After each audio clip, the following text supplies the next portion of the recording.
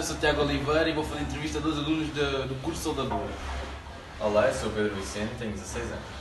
Olá, eu sou o Marcos Sequeira e tenho 19 anos. Então, quais os pontos fortes da turma? A comunicação que temos entre nós. A colaboração. O que mais interessa nessa escola? Na minha opinião, o curso em si. Afinal, estamos aqui todos para tirar este curso. E a parte técnica que a gente tem aprendido até hoje, acho que tem sido... E escolher este curso porquê?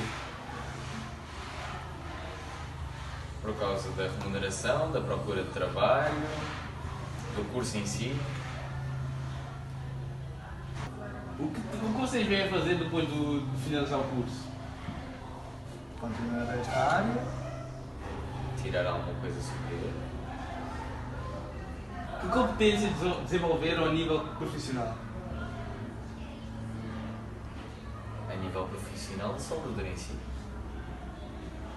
Afinal, estamos a aprender este curso. As técnicas de soldadura, também um pouco trabalhar com certos aparelhos, com certas dificuldades também. Que expectativas têm para o primeiro estágio? Que corra tudo bem, que ninguém fique prejudicado. Saibamos fazer o que vamos fazer. Sim, seguir as ordens que nos são indicadas e que não haja nenhum problema.